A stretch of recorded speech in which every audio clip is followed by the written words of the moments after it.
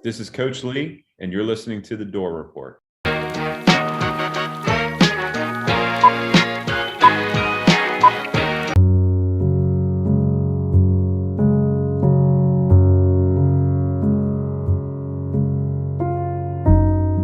Bad actors attempted to destabilize our position. Therefore, we responded with a decisive counteraction to regain control of the situation. We will stand steadfast and resolute during these times of adversity.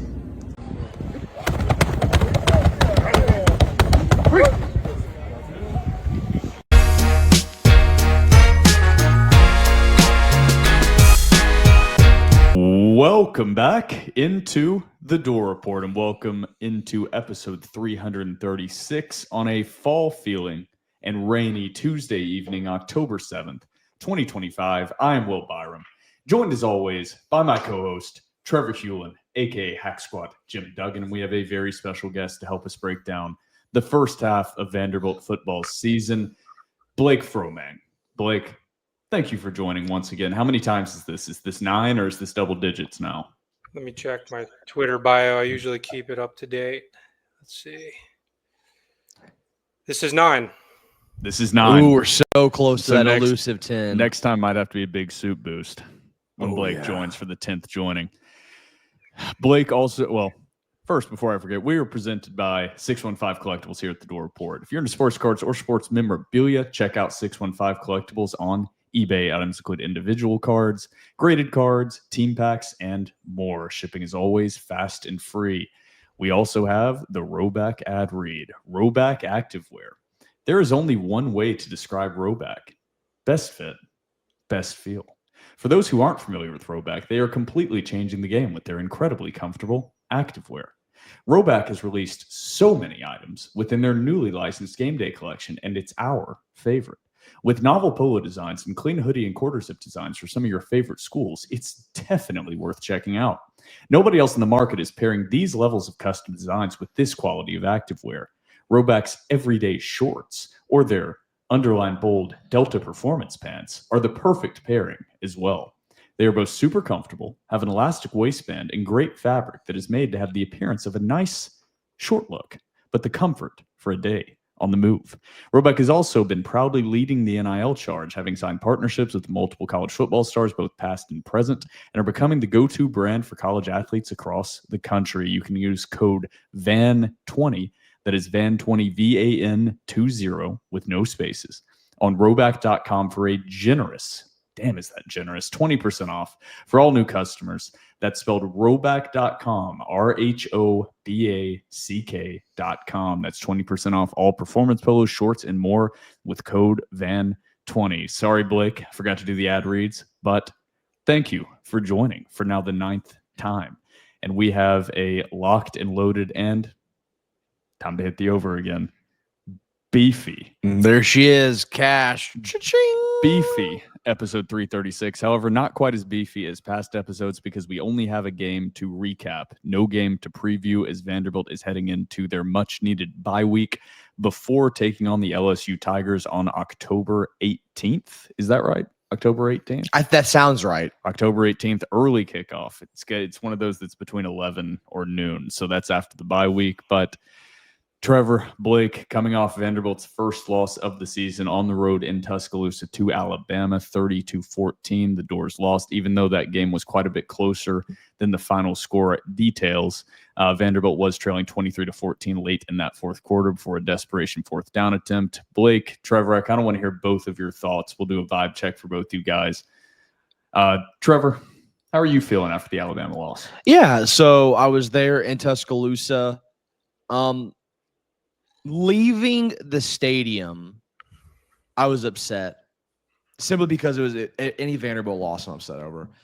As the weekend progressed, as the week progressed, as I went back and rewatched the game, I am still upset that Vanderbilt lost.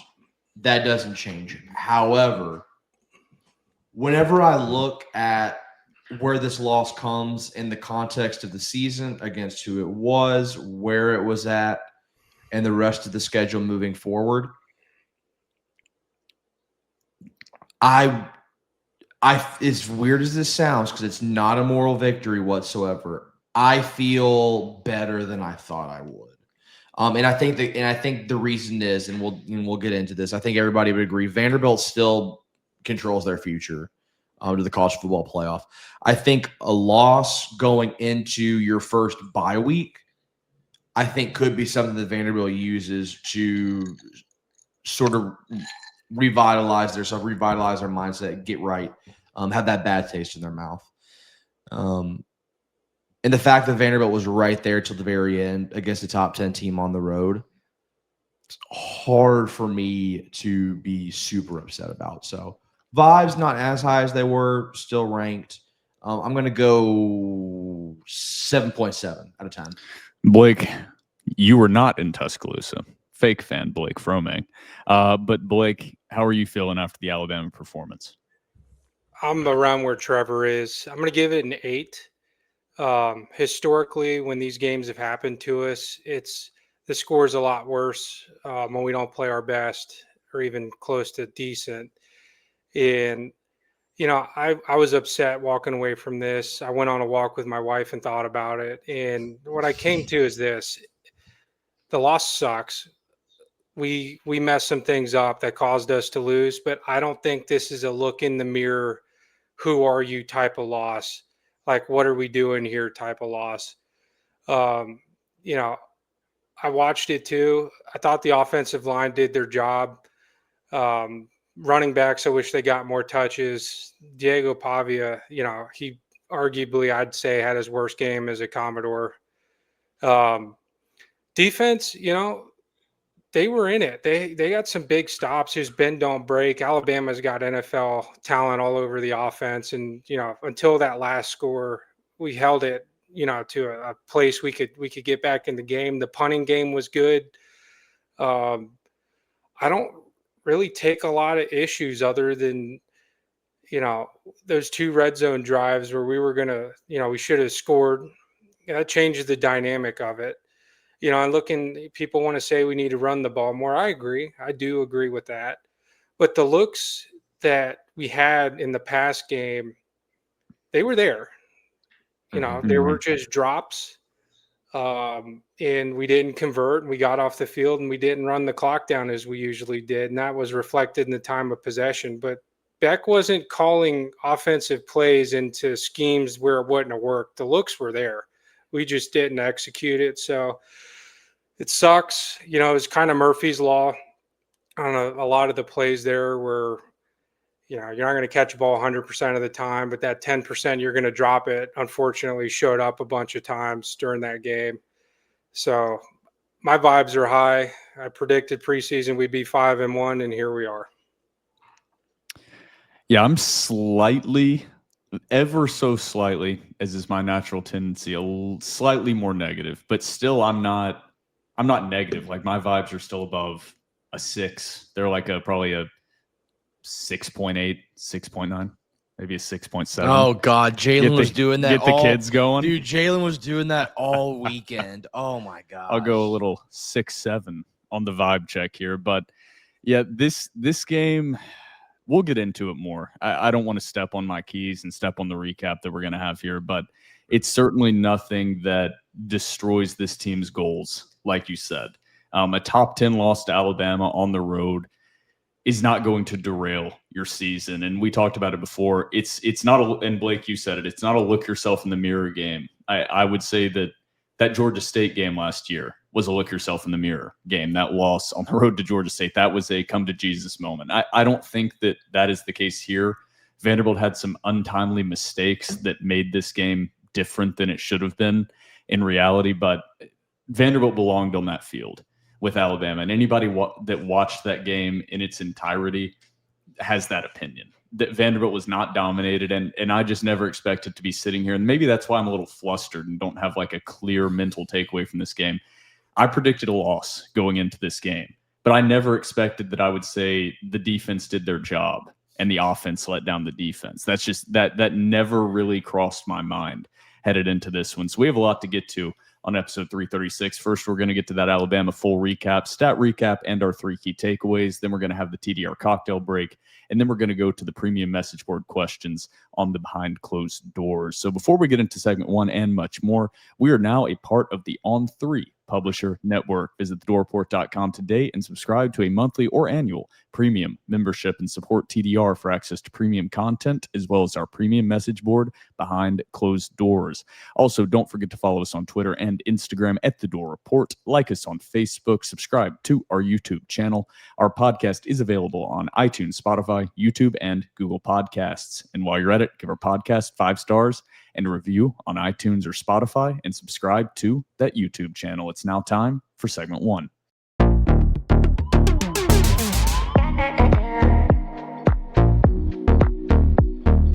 Welcome back into segment 1 of episode 336 of The Door Report. We are continuing to be joined by Blake Fromang, as we will be joined by him throughout segment 1 and segment 2. We have the Alabama recap to get into and how we have been doing this recently. We're not doing like a full game play-by-play recap, because if you're listening to this, you probably watched the game. Gonna guarantee you watched the game. Probably a couple times. Yeah. So I'm going to start out talking or going through the team stats for both teams before getting into the individual box score. Then we can give some initial thoughts, and then we'll get into our 3 key takeaways, and then we'll kind of ramble about whatever we want to ramble about. Let's get into the team stats first. First downs. Alabama beat Vanderbilt on the first down front 25-16. Alabama was 7 of 15 on third down. Vanderbilt was 5 of 11. Alabama was 2 of 3 on fourth down. Of course, that one fourth down stop coming early in the fourth quarter on in the first quarter on the first turnover from Alabama this season on a Ty Simpson interception. Vanderbilt was 0 for 1 on fourth down. It was an Eli Stowers drop on 4th and 21 in kind of desperation time in the fourth quarter, and Vanderbilt was down 9. Total yards, Alabama outgained Vanderbilt 486 to 334. Passing yards, Alabama had 340 on 23 of 31 passing, while Vanderbilt had 198 yards on 21 of 35 passing, 1 interception thrown by each quarterback. Running the football, very even. Vanderbilt was a lot more efficient, but Alabama ran for 146 yards on 38 carries. Vanderbilt ran for 136 yards on just 18 carries, 7.6 yards per rush. Now, granted, that is skewed quite a bit by a 65-yard rushing touchdown by Cedric Alexander in the first quarter. That was the first score of the game. Penalties. Vanderbilt was penalized 5 times for 52 yards. Alabama was only penalized 3 times for 30 yards. Vanderbilt had 2 total turnovers, both by Diego Pavia, 1 interception, 1 a fumble, both in the red zone. Very costly interceptions. Alabama only had that 1 interception in the first quarter. Time of possession, the stat that Vanderbilt dominated in last year in their upset over number 1 Alabama. This go round, Alabama dominated time of possession. Alabama possessed the ball for 37 minutes, 23 seconds. Vanderbilt possessed it for just 22 minutes, 37 seconds. Getting to the actual box score and individual player performances, Diego Pavia, we'll discuss this more, I'm sure. Probably the worst performance we have seen out of him since he's been a Vanderbilt Commodore. He wasn't atrocious by any stretch of the imagination, but he made some key mistakes. And his receivers certainly did not help him with some key drops. Diego Pavia was 21 of 35 for 198 yards, 1 touchdown, 1 interception, a QBR of 53.7. Running the football, Diego Pavia, 12 carries, 58 yards with a long of 35. Cedric Alexander, 4 carries for 76 yards and 1 touchdown. AJ Newberry, 1 carry for 2 yards. MK Young, 1 carry for 0 yards. As a team, 18 for 136.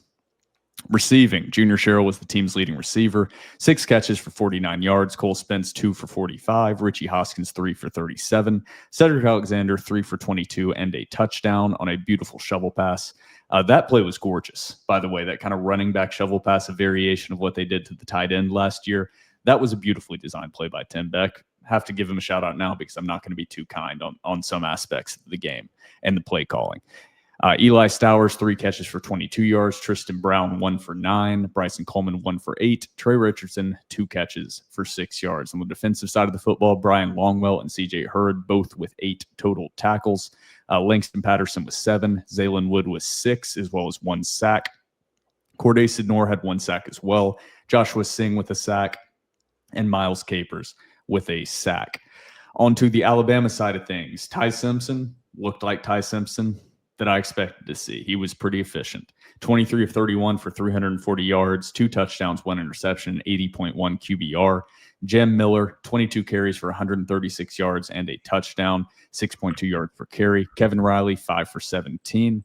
And then Caden Proctor had 1 carry for 2 yards, the Alabama offensive lineman that went viral for catching a little screen pass the game prior to Vanderbilt.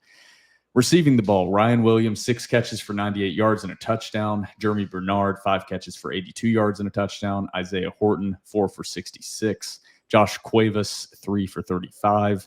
And then a few other guys with 1 to 2 catches. On the defensive side, Justin Jefferson, he was pretty outstanding. 14 total tackles. Nobody else in the Alabama defense had over 4 total tackles. Justin Jefferson also had 1 sack. That is the quick stat run through. Anything that jumps out from that box score team stats for you guys? Blake, we can go to you first. And we do have our 3 key takeaways. So anything you want to talk about here, we can possibly just move into takeaways. Let's move into takeaways. I mean, we're going to talk about it. Yep. That's kind of what we need to start doing. It's just going straight into takeaways. So Blake, you're the guest here, 9-time guest granted. So not like you're new to the scene, but we'll start with you for these takeaways. Then we'll go to Trevor. Then we'll go to me. So what's your key takeaway number 1 from the 30-14 loss to Alabama on the road in Tuscaloosa? I think key takeaway 1 is from last year to this year, Alabama looks like they're appreciating the time of possession battle a lot more, and they were able to use that. So, they were winding the clock down like we usually do against them on their drives, getting up to the ball. They hurried up here and there, but that's something I definitely noticed was the time of possession is just such a key indicator of what our team's going to get done that day. Unless, we're bullet racing people and throwing Hail Marys every possession.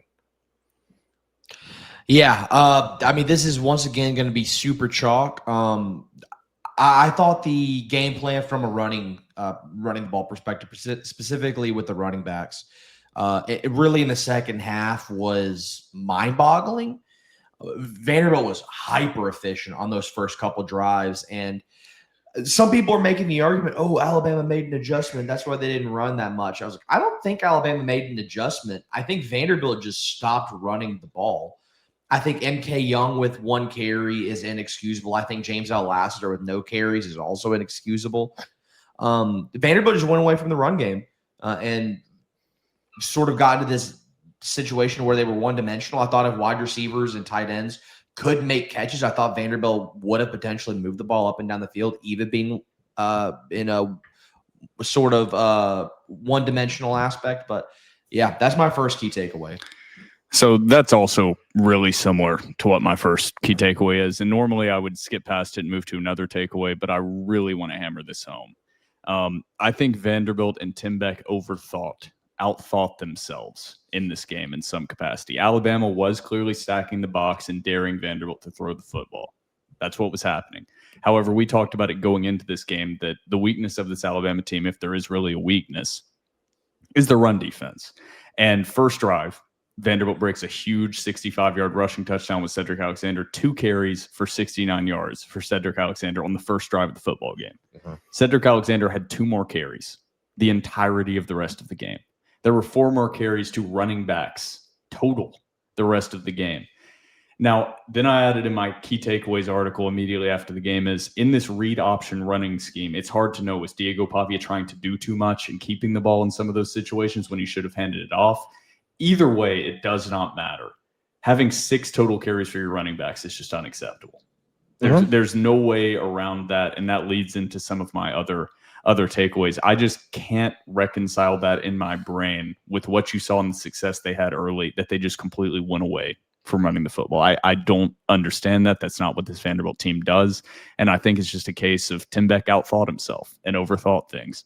And then, yep, that's my key takeaway number 1 is just Vanderbilt overthought the offense and overthought the game plan during the game. Blake, what's your key takeaway number 2? Key takeaway number 2, this is more of just a thought here, is, the first couple weeks during the games, we've been throwing the ball a lot more this year, and it's been good. Utah State, we're moving the ball through the air. Like every game, we've been getting progressively better on our pass offense. And my thought is, that positive affirmance every game leading up to Alabama, did that make Beck think I can get away from the bread and butter and rely on this pass game too much, to the point where, like, you got to run the ball. That's what we do. Like, yes, we have incredible wide receivers. Trey Richardson needs to get the ball a lot more than he's getting. But I think, hopefully in this bye week, we can look at the tape, because I think our priorities of pass versus run and establishing what we're trying to get done got away from us a little bit there. Yeah. I'm going to go to the other side of the ball. I'm going to go to defense. And I can't help it. I've got to go positive. There's really one guy I want to highlight, and it's not just from this game, but it's been more of the body of work at large. I think Joshua Singh, with the absence of Issa Wataha, has been really, really, really impressive. I think Joshua Singh has sort of come onto the scene. Not a guy that I honestly expected a lot out of. I think he is disruptive in the pass rush. I think he's disruptive in the run game. I think he is the type of guy that teams really look for to fill up that middle of the defensive line. That is a guy that I do want to highlight, because I think this is going to be a pretty negative episode. One guy in particular that I do want to highlight is Joshua Singh. Thought he had a great game during Alabama. I thought he's had a really, really good season in the absence of Issa Wataha. So I want to shout out that guy. Yeah, he's one of those guys that you can find things that translate from fall camp. It's like we saw Trey Richardson. And granted, he wasn't that involved, but we were like, this guy's legitimate. Yeah. And he came out in the regular season, and he's looked legit. Joshua Singh is not one of those guys that jumped out during fall camp at all. He's been outstanding. My key takeaway number 2 is going to contradict a little bit of what I said in my key takeaway number 1, but I have my criticisms that I will continue to have of the offensive play calling. However, turnovers were killer for this Vanderbilt offense. Twice you're in the red zone. Twice you come out with 0 points in the red zone due to 2 turnovers. That is what killed this offensive production more than anything. And just the momentum shift from those turnovers. They both felt like they came at key critical moments. One early in the game with the Pavia fumble. Vanderbilt had come out. They'd gotten the 2 stops. The defense had done it. They'd gotten 2 stops. They got in the first stop. Vanderbilt punched it in, took a 7-0 lead. They got the second stop. Vanderbilt drove all the way down the field, and you were thinking, damn, worst case, this team's going to be up 10-0. Anything but a turnover here, and you feel like you have every single bit of momentum. And inside that stadium, that turnover was just killer. Yeah. And then it's kind of overshadowed because the final score was 30-14. But that second turnover in the fourth quarter, about 12 minutes left, Vanderbilt was down 20-14, going in to take the lead in the fourth quarter. Had just hit a nice pass, I believe, to Cole Spence down the sideline for about 35 yards. And I do want to retract something I wrote in my key takeaway article available on thedoorreport.com. But that interception Pavia threw, I said he forced it into double coverage to Eli Stowers. Being able to go back and watch the replay, and I think I saw some form of a different angle. Yeah, somebody posted like an all-22 angle. Yeah, the Alabama defender, which I wish I could remember. Keon Sabb. He was directly behind the referee.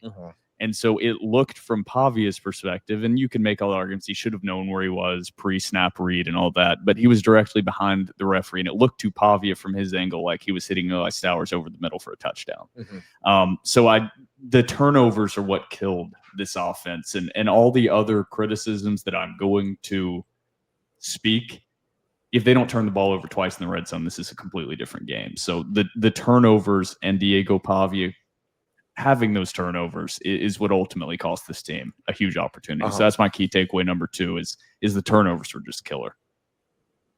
And that's something Vanderbilt really hasn't done in the last season and a half. So that's my full takeaway. Blake, what do you have for number 3? Number 3, listen, no moral victories at all. I don't believe in them. But I was encouraged by the control and the belief that this team has in these type of games. In Vanderbilt teams of old, you'd see them fold up shop when things go bad pretty quickly. I saw a continuous fight the whole game. And what I really wanted to highlight was you can tell the respect that these players have for the coaches and the vision of this place. Cause, it was a Jalen Stone had that 15-yard penalty on a good kickoff return at the end. And, Clark Lee got into his ass. And, Jalen Stone didn't fight back, or he listened to him. He took it. Clark went back, talked to him some more. And in teams that, are mentally fallible, that'd be an issue. They'd walk off, they'd be mad. But, as frustrating as that penalty was, you can tell that this team is invested in what's going on. And I know the score wasn't what we wanted it to be, but they fought every play they could. I didn't see that usual same old Vandy give up, when things start looking bad. I mean, we're still fighting for first downs as hard as we could at the end of the game. Just didn't go our way. So, when I said it's not a look in the mirror game, I don't think these guys, based on what I've seen, are going to be, there's going to be fractures in the locker room or issues with the coaching staff or anything like that, which is positive for me. That's Yeah, a good takeaway. I think that's a great. That's in one of the. I'm not trying to slob on him. One of the beautiful things about having Blake on as a former SEC athlete is he has these type of insights. I'm going to go negative once again, and I hate to be negative to our sweet prince Diego Pavia because he has given us so much joy. But calling a spade, like you said, I agree, man. Diego Pavia had his worst game as a Vanderbilt Commodore. It felt like he was pressing too much. It felt like he was playing hero ball and trying to take the game over. And there's a part of me that it's hard to blame him because Diego Pavia has done hero ball stuff before and won you ball games or gotten you touchdowns. So it's hard for me to knock it. But yeah, calling a spade, man. I think Diego Pavia, the buck stops with him. He's the engine that this team runs on. And he had his worst game as a Commodore, and I think he pressed too much. I think he bailed from the pocket a little too early sometimes. It even looked like, from my point of view, that he checked some plays and checked out some plays and audibled that might have been unnecessary. So, yeah, I think if Diego Pavia didn't press as much, it didn't play as much hero ball, I think you can make a real argument that Vanderbilt probably wins that football game. Yeah, it's what I always talk about. I'm glad you hit on that key because it's not in my key takeaways here, but it was in my write-up after the game. You got to take both sides of the coin with Diego. He's won you games playing hero ball. So it's like I wrote in there specifically about the fumble is instead of just going down on the fumble, Diego Pavia planted his hand in the ground, not to try to break it for a touchdown, but to gain 1 extra yard. And instead of just going down, that allowed the defender to strip the ball away. Mm-hmm. Now, I don't want to take that out of his game. That's like the balancing act. Yes. I agree. Just have to. There's going to be that kind of performance, but it's the same way you talk about Diego Pavia has gotten a lot of the glory for this Vanderbilt success, and it hasn't been specifically just because of him. Exactly. But also, when it goes bad and they lose a game, a lot of the blame is going to fall on him. That's just the nature of being a quarterback. That is what it is. So it's not saying that I've lost faith in Diego or anything, but you just got to call a spade a spade. Yeah, I mean, he didn't play well, and it is what it is. No, he played bad. He played objectively bad. My third key takeaway is kind of two-part here, and I hate to cop out on this, but number one, this was the first time this entire season we've seen Vanderbilt not win the halftime adjustments. And specifically, I think sometimes those quote-unquote adjustments are a little bit overrated, like how much you're actually completely changing from your original game plan in the second half. But Vanderbilt's been a second-half team. You saw it against Virginia Tech. You saw it against South Carolina. And it's probably a combination of quote-unquote adjustments and the superior depth of the Alabama roster. But that kind of surprised me that Vanderbilt came out and just kind of got dominated in that second half. Specifically, the offense got dominated. And that's why I want to say specifically the offense, because the other part of this is the defense did enough to win. And that's just not what I expected to say after this game, regardless of the outcome, is the defense did what they were supposed to do. If you'd have told me with about a minute and a half left in this game that Alabama had 23 points on the scoreboard, I would have told you Vanderbilt's going to win the football game or they were in the lead. That is not what happened. I never expected to be saying the offense let the defense down, but that is what happened. You can take that as a positive or a negative, depending on how you look at it. I'm kind of skewing both ways right now. I think the defense has the capability of being better than I would have thought going into this Alabama game, but I had some fanciful idea that this offense was somewhat of a machine, that it didn't matter the opponent in front of them, that they were going to put up more than 14 points. That just wasn't in the cards. That wasn't in a realm of possibility that this team was going to go out and put up 0 points and a half. I just didn't think that was possible. So you saw some cracks in the armor of that Vanderbilt offense, and a lot of that has to do with turnovers. Kind of goes back to my key takeaway number 2 is if you don't turn the ball over in the red zone, which Vanderbilt has been incredible in the red zone over the last year and a half, then we wouldn't be having this conversation right now. But yeah, that's my two-part key takeaway number 3 is Vanderbilt lost the halftime adjustments, and also the defense did enough to win. So those are our 3 key takeaways from the game. I'm sure we have more stuff we want to expand on here. Me and Trevor were both in Tuscaloosa. Yeah. So I don't know if you want to talk about the game day environment in Tuscaloosa or what your experience was down there. Blake, fake fan, cannot comment as he decided to stay home and watch on television. Yeah, well, not even watch on television. Blake decided to stay home so that he could watch his favorite football team, the Florida Gators, play the Texas Longhorns. First off, Blake, I want to congratulate you. Your Florida Gators got a big win over the Texas Longhorns. How are we feeling about that? Hey, Will, the Titans win? They did, actually. The Buccaneers won? Yeah. How'd the Eagles do? Hey, can I ask you about How'd the Eagles do? can I Do you ask remember you the about score of that, outcome of Mr. the Eagles-Bucks PhD? game? You're so smart. Do you remember the final score of Bucks. Can PhD? we talk boy? about that? Your other team, Eagles Bucks. Do we want to talk about that game? I have a podcast. I don't remember the Eagles The score. Eagles just pulled one out of their ass to beat the Bucks. Man's over here doing Baker Mayfield hype leading speeches the every league week. Talking over Blake. leading Won't the even league won't even in- let in Blake- 2-minute wins. won't even let Blake defend himself. I'm on attack. You're defending yourself. You don't even remember the I know. Eagles Yeah, score. I've got my shield up. Blake is coming at me with we can go about this any which way, Blake. I brought it to you. Eagles You have saw one the way loss. I'm bringing it. Eagles are still the best team in the NFL. Blake, Nothing you can say can hurt me. Blake, Yeah, did Bo you get to Nix, watch that? Bo Nix would disagree. Did you get to see the Titans game? That was maybe one of the most miraculous, insane wins I've ever seen in the That NFL. was yeah. Yeah. See, And we're it's a not great going week. The 0-17. Titans won. The Tits are not going 0-17. True. That's huge because I had a real fear of that. I'm not going to lie, to be the first 0-7 team in the history of the NFL. I really saw that coming. Cam Ward might be the Messiah. I mean, Will, our teams, there's never a possibility we were losing on Sunday. So can't say that for Never a everybody. chance. Yeah, I mean to give you a little nod, it was a bad Go weekend. Birds! Both Loser. of my teams got their first loss in one weekend, so it was a rough weekend to be me. But hey, it's a long season. It's a long season. Get them next week. I felt like the universe was giving me a cookie with Felt that like Titans the win. universe was beating me over the head. It was like, felt like even when Cam Ward throws an interception, it's like he's going to fumble it. Titans touchdown on the recovery. That was a crumb from the universe, and I deeply appreciate. Were you wearing that. your Tim Tebow jersey on Saturday? What was the score of the game, Trevor? You look like a Marcus Pouncey guy more than a Tim Tebow guy. What does that even mean? Because you're an offensive lineman. Does Will look like a Peyton Thorne guy? Also, Maybe. however, I know I got clowned for it. Does it seem like Peyton Thorne was the problem with Auburn thus far this season? Seems like they had some other problems. Maybe you could say it's because Jackson Arnold isn't quite as good as we thought, but Auburn's not particularly good either. Will may be being released from his chains slightly.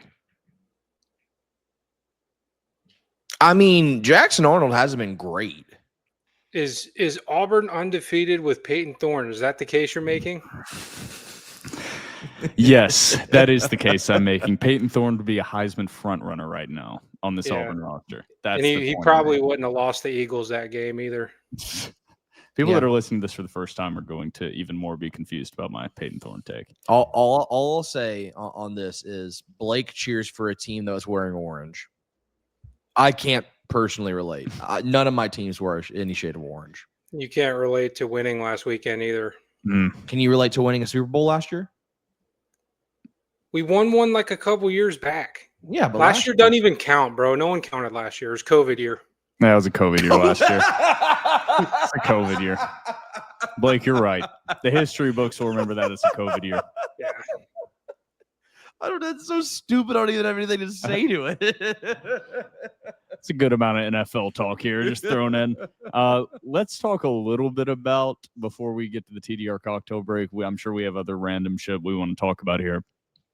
I want to talk about Tuscaloosa and the game day environment there. First off, I do want to say I've never been in Bryant-Denny before. The actual crowd, granted I was sitting in the upper deck, but the actual crowd and the people at the game reminded me quite a bit of the Vanderbilt environment. This is a tangent that I can go on. Yeah, we can go on this tangent for as long. It was very similar to Vanderbilt in that I was told multiple times to sit down. Their during the fans game. are so bland, milquetoast, boring NFL atmosphere fans. Their fans, and it's because they're not real fans. It's their people from Mobile, Alabama that don't give a rip about football, but just kind of cheer for Alabama because they won a lot of championships. It's for real. Like the people around me, if I was like, yo, name 5 players in this team, they would look at me like they were a deer in a headlight. Yeah, so I've been to a couple other, obviously I'm not going to give them too much credit because I hate them. But comparing going there to going to Neyland, my God, it's not even close. I'll I'll even say like Notre Dame. When I went to Notre Dame, it's not even close.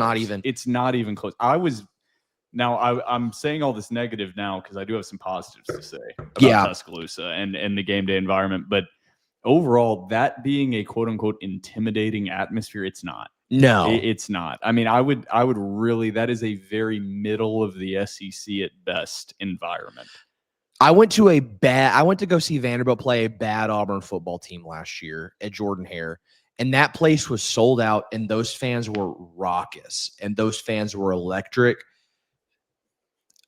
Dude, I don't even think it's close. Give me an Auburn environment with Jordan Hare over. This is my second game at Bryant-Denny over a Bryant-Denny Stadium fan atmosphere. Just milquetoast, bland, boring NFL. It felt like an NFL game. Commercialized fan base. Now to switch, because I'm sure we're going to continue to shit on it slightly.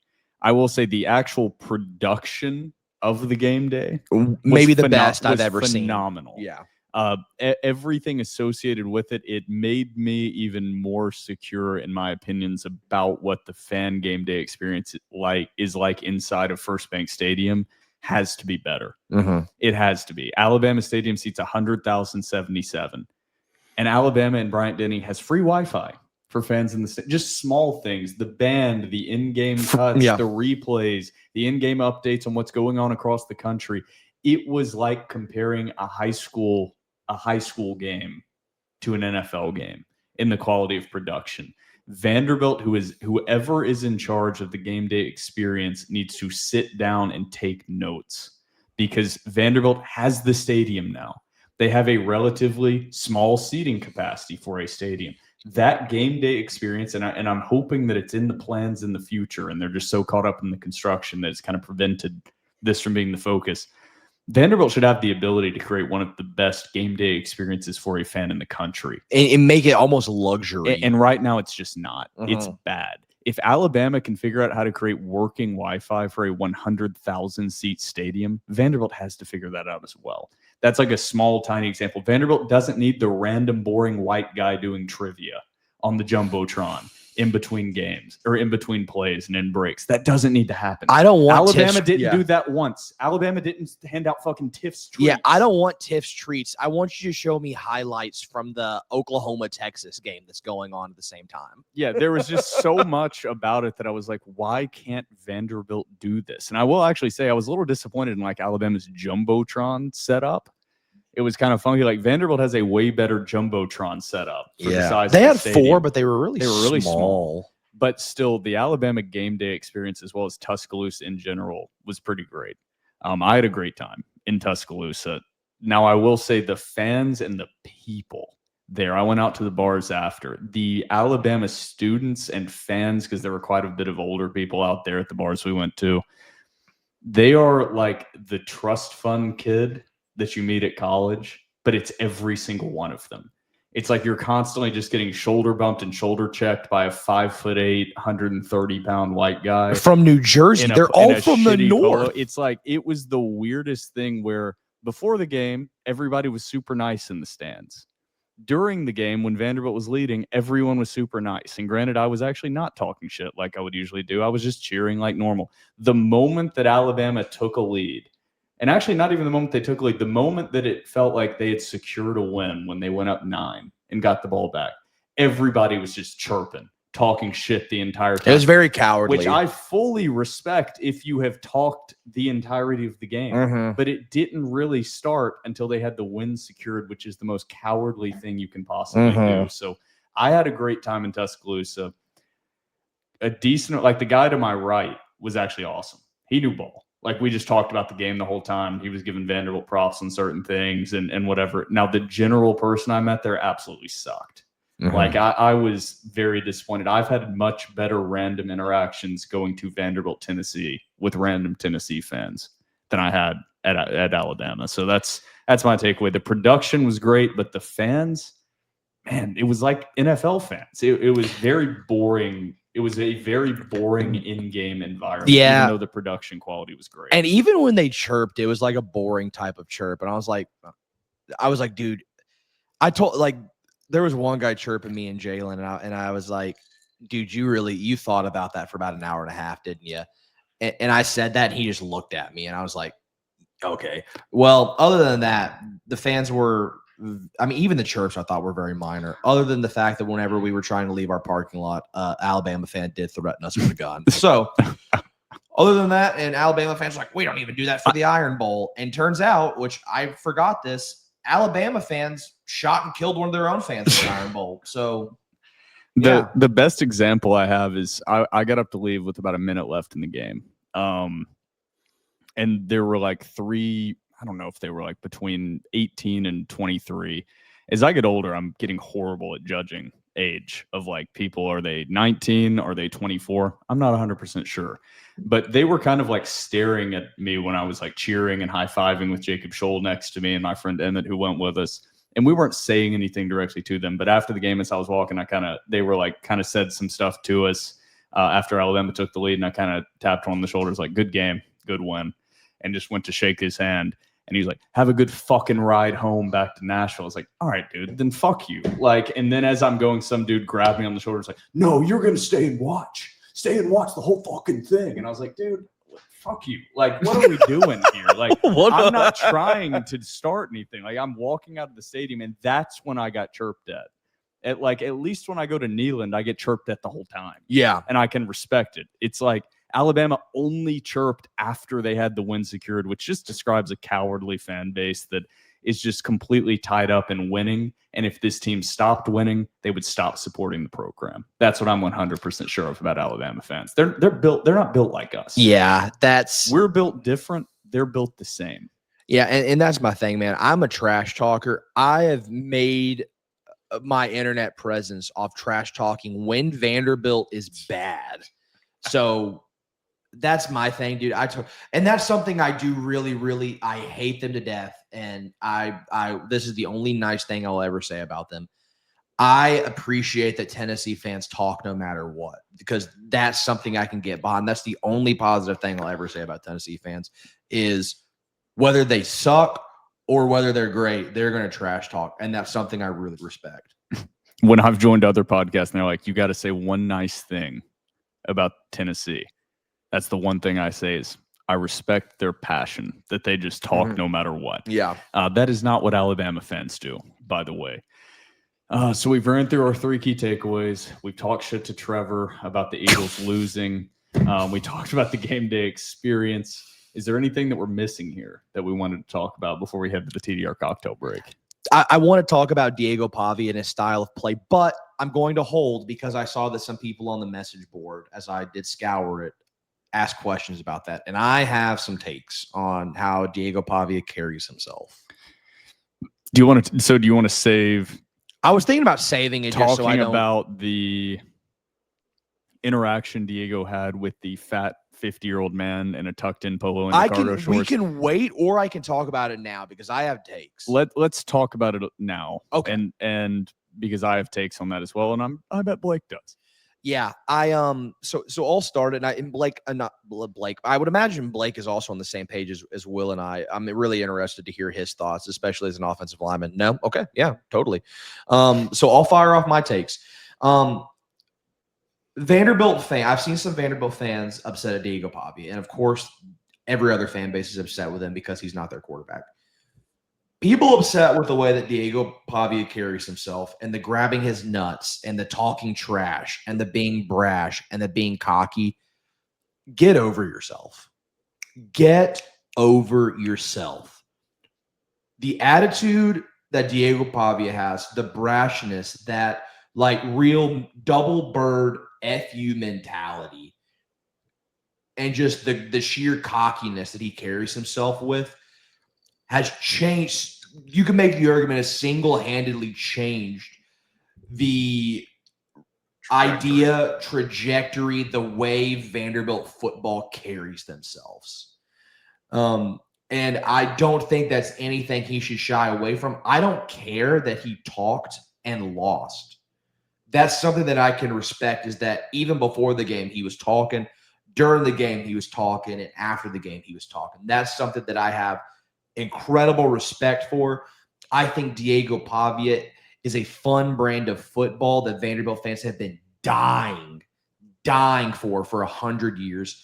And I think, in all seriousness, I think if you have an issue with the way Diego Pavia carries himself, you should truly get over yourself. You should touch grass. The way Diego Pavia carries himself is good for Vanderbilt football. It is good for fans. God forbid we have a guy that has a sense of confidence. And it's not all Vanderbilt fans feel this way. I think it's a very minority aspect. Vocal minority. Dude, if you have that mentality, dude, you can suck it. Yeah, that's to reference what video I was referring to. As Diego Pavia was walking off the field, he kind of got into a verbal altercation with a fan in the stands who was kind of like, I don't know exactly what he was saying, but he was talking about Diego Pavia. And I was like, of course, it's a fat 48-year-old man in a tucked-in polo talking. And this might be long, and I hope I can connect it and make it make sense. What people were saying after I quoted it were saying, he was telling Diego not to grab his nuts towards his son. And I was like, all right, well, you would have some validity if you weren't red-faced, pissed drunk as you were yelling. And then it was people saying, Diego can dish it out, but he can't take it. I'm like, what about that? As Diego was leaving the field, was him not being able to take it? Yeah. He was getting yelled at, and he said, I'll do what the fuck I want. Like, he talks before, he talks after. That is what it is. I mean, the other part that I want to hit on majorly is you can talk about it being grown man, college kid. I'm not a college kid proponent of when people are like, you don't talk like that to a college kid. I'm like, these guys are being paid now. Like, shut up about that. Also, Diego's 24. Shut up about that. I can agree on that side. Where I have the issue is anyone, that there's a difference in like criticizing a player for their play or whatever. The reason that pisses me off so bad and it's so cowardly is, for a fact, when you are yelling at an individual player, talking shit to them, and you're in the stands and they're on the field, is they can't do anything about it. You're protected. You're protected. If they do anything and jump into the stands, nothing's going to happen to you, but they're going to destroy their lives. Yeah. And for a fact, if you saw them at a bar, whether it's a professional athlete or a college athlete, that they would beat your ass. And that cannot happen because they cannot destroy their lives over it. So you're cowardly talking. Your takes and the stuff you say, you should be willing to say to that person's face, not in a protected environment in the stands. I think it's the same way when I see NFL fans doing it. I'm like, cowardly. Like, either you're going to say that to an actual human being in a normal environment or you're not. It's like anything that we say on this podcast, whether it's criticisms of players or coaches, I'd be willing to say it. I'd be willing to say it to anybody. And so that's my issue with that, is anybody defending that or being like, well, Diego Pavia's a grown man. I'm like, yeah, but the other guy wasn't interacting with him like a grown man. He was interacting with him like he was not a human being. And he was just he was an actor playing a role on a field. It's like, that's a person. And if you saw that person in a bar, or you saw Vanderbilt's football team all together outside of the stadium, you wouldn't be so loud and talking. You wouldn't, because you'd be scared. That's my issue with that. And I don't think Diego Pavia backed down. And also, like you said, if you're not willing to get behind a guy that has this belief in himself and this belief in his team, then you're not a real fan. That Diego Pavia being confident and talking before the game is not why Vanderbilt lost the game. That has nothing to do with why Vanderbilt lost the game. Vanderbilt got beat. They made some mistakes in the red zone. They got beat. It happens. They lost to the number 10 team in the country on the road. It happens. But Diego Pavia's brand of football, how he carries himself, is what I have been begging for my entire life. What Vanderbilt fans have been begging for the last 60 years is somebody to come in and change the culture. You've got that now. You've got a guy that has changed the culture. Lean into it. He's your guy. Be obnoxious. Defend him to an obnoxious level. And I think 90% of Vanderbilt fans are on that page. It's like we said, just the vocal minority of fans. It's like the old head boomer, which the fascinating part about it is the dudes that are like, man, I don't like the way Diego Pavia carries himself, are the same dudes that idolize like Larry Bird and Michael Jordan. And I'm like, it is well documented that, to be quite frank, on the court and for Michael Jordan off the court, those are some hateful dudes. People are like, man, Larry Bird played the right way. No. I don't know. I think he did, but he talked a lot of shit. I was fixing to say, if you have an issue with the way Diego Pavia carries himself, then keep that same energy with your boy Bird. Okay? Keep that same energy with almost every great athlete ever. Yes. It's just they have a view and an inflated confidence. And that's how you achieve that level. If you start your career, like I defended Diego Pavia all offseason, is if you start your career at New Mexico Military Institute and end up being the starting quarterback of an SEC program and upsetting number 1 Alabama, you have to have irrational confidence in yourself. Yeah. If you told somebody when he signed with New Mexico Military Institute with no offers out of high school, if he told somebody, I'm going to be the starting quarterback and I'm going to be talked about going in to a game against Alabama after I beat number 1 Alabama last year, I'm going to be talked about as one of the top 10 Heisman favorites. I'm going to be talked about on game day. People would have called him insane. So of course he has some irrational confidence in himself, and a lot of it is justifiable. Blake, I'm curious your thoughts on how Diego Pavia handles himself, and you can totally disagree with us, and I'll understand as a former player. I don't disagree with you guys at all. I guess from a locker room standpoint, we had a cast of characters on the team when I was there. The keyword's authenticity. If some guy doesn't believe that in himself or is just saying things to say things, that falls short. People don't like it, and you can lose some belief in the locker room. Like, this guy's just all talk. Diego Pavia says what he believes, like he does. It's who he is as a person. It's how he carries himself. He thinks he should win every single football game, right or wrong, left or right. He truly believes it, and it shows when he talks. So I have no issue with it because he's being authentically himself. He's been the same guy throughout the entire process of college football. He's gotten in some trouble and stuff, but that's Diego Pavia. He is 100,000% himself. And like it, hate it, the guy is just being who he is. So I have no issue with it at all. Some people might be put off by it, but for me, as like a guy in the locker room, you love having a guy with that level of confidence. Jordan Matthews had that level of confidence. He didn't say as many crazy things as Pavia did, but I mean, if you were like, does Jordan Matthews believe in himself? Is he confident? I'd say just about more than anyone else in this locker room. And he went out and did a great job. You need to believe in yourself to go, handle business. So I'm fine with it. If you have an issue with it, whatever, I mean, that's your opinion. But from my point of view, as long as he's just being authentically him, I'm cool with it. And to touch on Will's point, as a former player, I thought it was really funny when fans would shit talk me. There is a line that it's not a bright line that I can explain to everybody, but everyone knows the line you don't cross when you're trying to talk some shit. Because, when it starts getting personal and everyone around you is like, all right, relax, like that's the line you got to stop. But all the stuff leading up to that line is hilarious. Like when we did go play UF in 2013 and we beat them on their homecoming, I had this one guy just absolutely giving it to me all game. And I'm debating whether or not to repeat what he said to me. But, Do it. All right. So, If it'll get you in Yeah, trouble if it with gets you your in trouble, career, yeah, do don't. not do Yeah. it. I might give some inferences instead of full. This is the quote. But to paint the picture, I still can't grow a beard, but I definitely didn't have a beard at the time. I was baby faced. I had long hair down to here. And someone told me I look like an oversized member of the LGBT community. And like I turned around and I caught eyes with the guy and I was like, that's a good one. I mean, really, the stuff that gets said in the locker room to each other could peel paint off the wall.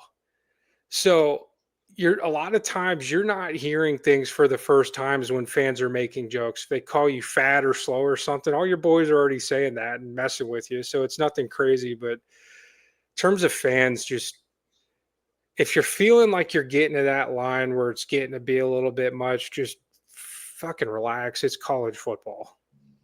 Yeah. That's like what I'm getting at is like if it's something that you would not like, there's the talking shit version that's like obviously above what you would say to a dude at a bar. Like I'm not equating it perfectly, but when you approach something that's like I could justifiably get punched and not a lot of people would take my side, that's when you're crossing that line. You got to perform a little bit of risk analysis. Yeah. Like exactly. if someone was like, Pavia, you're too short to get on the roller coasters or something to that effect, funny. Like that's a funny comment.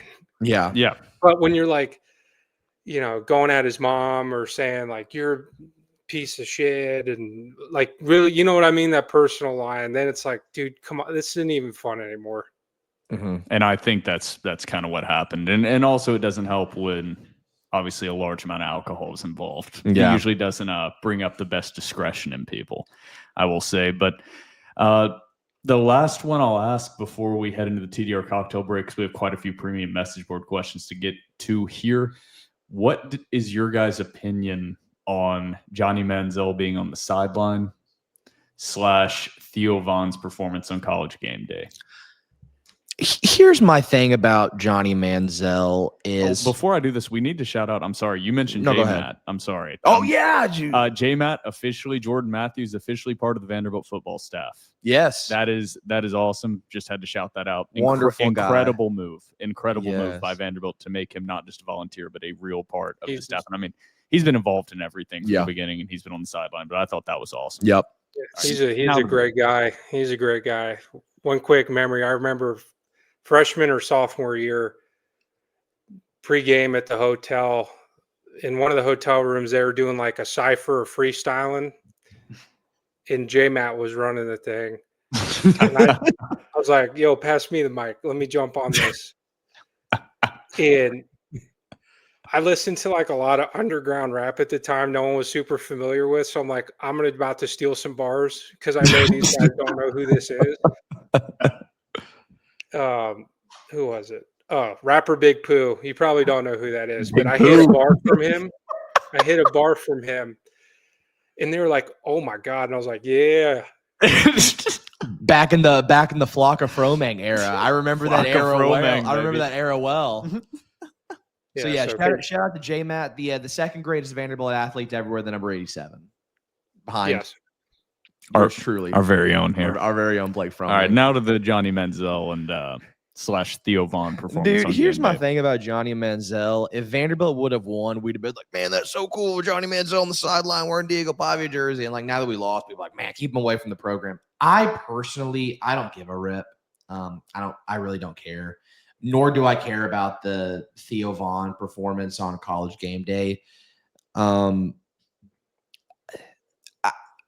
I truly don't have an opinion. Like I don't really go either way. I don't care. If Johnny Manziel was on the sideline for the LSU game, dude, I don't care. That's a fine take. That's a completely reasonable take. Blake, do you have any thoughts on that? And if it's the same as Trevor, then that's totally fine. I mean, if you invite these guys around, it's not fair to expect them to not act a certain way. like Manziel tweeting the defense thing in the middle of the game, stop running cover 2, and Theo Vaughn being non-committal. But he's a comedian. But I mean, to get angry, look at you are the company you keep and you bring in. Like, those guys are going to mess around and do things a little off kilter. I don't care if they don't care. And I'm not like upset by anything they're saying. If that's who you're bringing around, they're going to say what they want to say, how they want to say it. So it's expected. And how can I get mad at that? That's kind of my opinion as well. I was wondering if y'all were going to have more hot takes about it, but I will say the Manziel tweet from the sideline, that was crazy, but also I was standing in the stands yelling, stop running cover 2.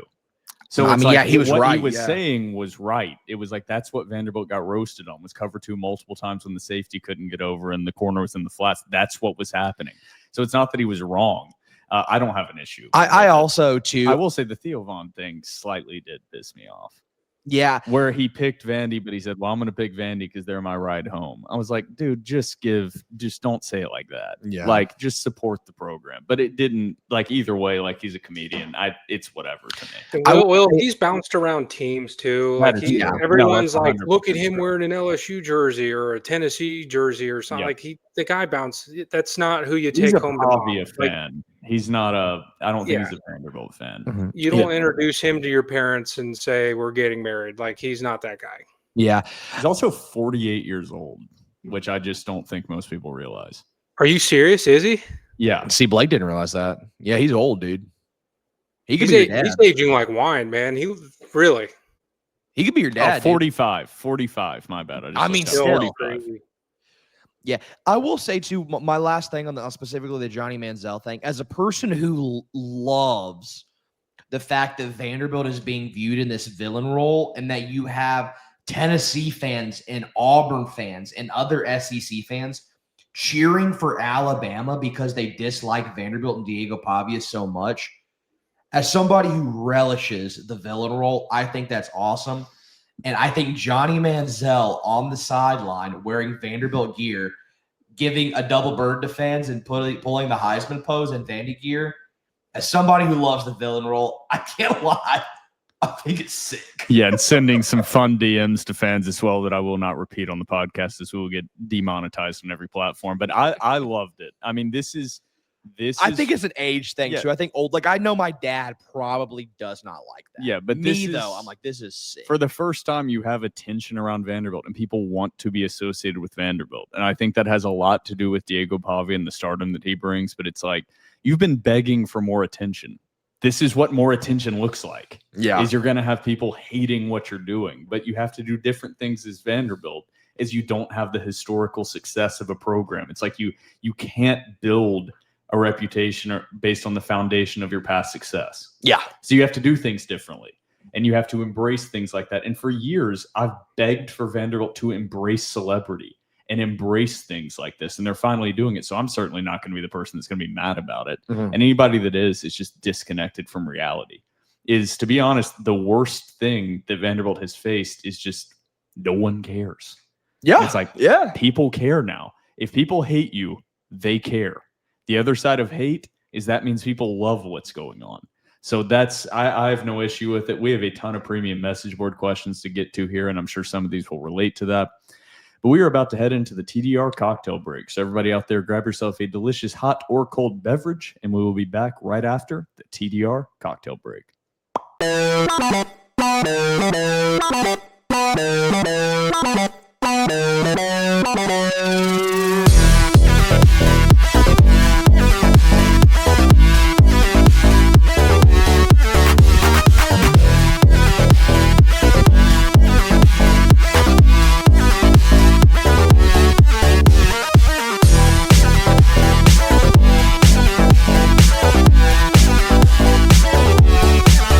Welcome back from the TDR cocktail break, and welcome back into episode 336. I am still Will Byrum. This is still Trevor Hulan. That is still Blake Fromang.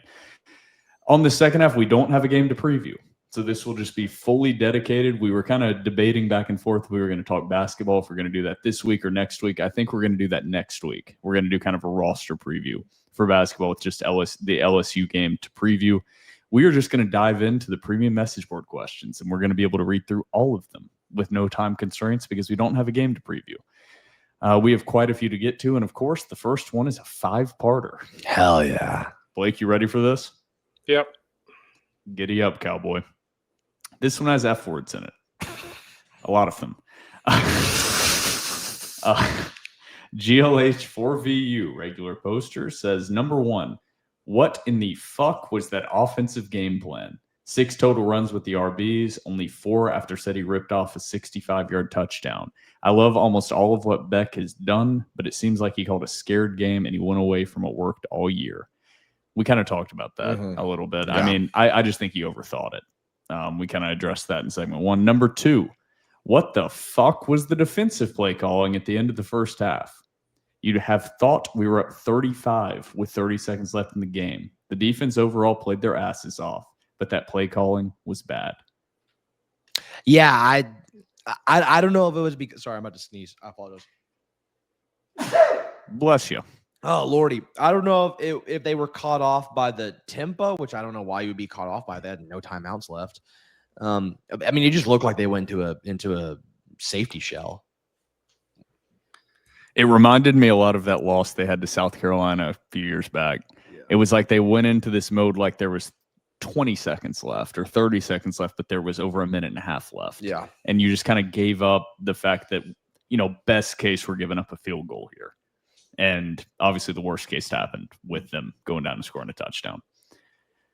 And Blake, you can jump in at any time here. I'm not going to directly lead into you. But number 3, I am annoyed that we talked all this shit about playing Vanderbilt football and then ... did the exact opposite of what has worked.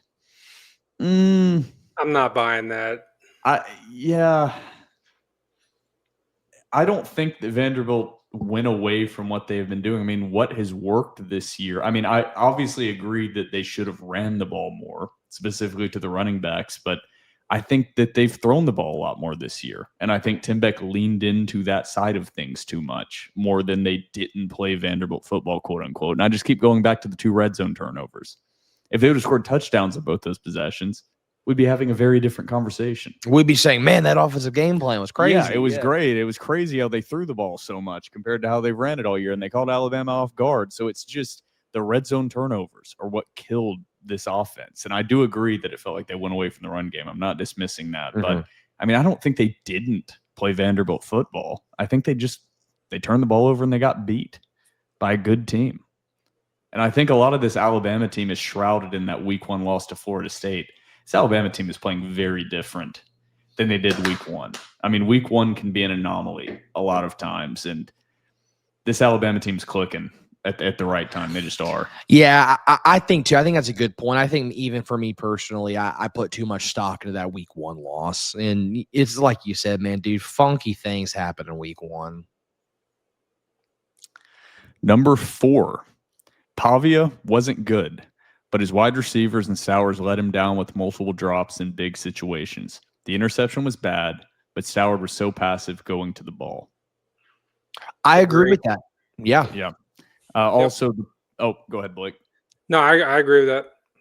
Yeah, I would also say the part of seeing the all-22 footage from the other side makes me not as mad about that interception. He did have Cedric Alexander wide open out of the backfield. I felt like there were multiple times, not just that one, that Pavia has been so good about going to his second and third read and finding the wide open guy for that gain after the catch, for yards after the catch. In this game, it felt like he was just pressing to make the big play. Yeah. But yeah, the wide receivers and tight ends, I don't have the drop numbers. I can't find those actual statistics. But yeah, there were 3 to 5 to be safe, just bad drops that they just haven't done. And I mean, Pavia was 21 of 35. You add those his receptions, all of a sudden his stats don't look quite so bad. I mean, even what ended the game, even though the game was almost over, was a Stowers drop. Yeah. I mean, Pavia converted that first down, and you expect your first team All-American tight end to make that catch. So a lot of it is on Pavia, but a lot of the blame, or some of the blame, also falls on the playmakers on the outside that just didn't make plays they've been making all year. That happens. Yeah. Also, Alabama's defense, the best defense they played all year. So guys were probably pressing. I think the whole team was kind of pressing to an extent. Number 5, we belonged on that field with them. We can beat everyone left on our schedule. Get right, and beat LSU. Not a question, just a statement. But I also agree with that. And I kind of want to throw it to Blake because I thought during the game, during our group chat, he brought up a really good point that I was so wrapped up in the game that I didn't really think about. So Blake said in our group chat, he's like, there's not a talent discrepancy on this field.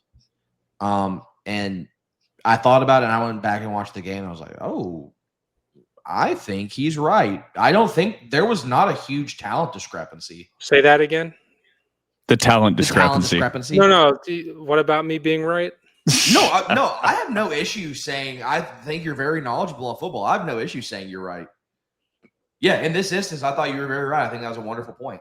The biggest compliment This Trevor guy's can my get. biggest hater, dude. I swear to God. He's an op, dude. This dude is my op. I grew up idolizing this guy. And kids, never meet your heroes. Never meet your heroes. Don't do it. I was in middle school, early high school being like, I love Blake Fromang. And now he's like, yeah, Trevor, fuck you. Yeah. The next one from Kodak Black and Gold was, here are the results from the TDR Pick'em, which was the over-under set last week. I went 4-8. You went 6-6. I went 4-8 because I just thought the offense was going to do more, generally. Also, did I say over on Isaiah Glass penalties over 1.5? You did. Okay. I could have sworn I said under. But, yeah, I did not have a good performance because the game just played out the opposite of how I expected it to play out. Even though it felt like it was back and forth, there were a lot of yards during the game. There just wasn't a lot of scoring. And a lot of that should be benefited to Vanderbilt's bend but not break defense this game. Somebody replied to that and said, Laster getting 0 touches just made me mad all over again. That is from GLH4VU. That was shocking to me. But also MK Young having 1 carry is also incredibly shocking. Cedric Alexander having 4 carries. Shocking. There's a lot of that was surprising.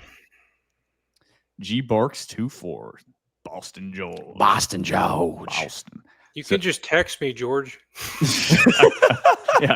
George posts these questions like he doesn't text us the entire week.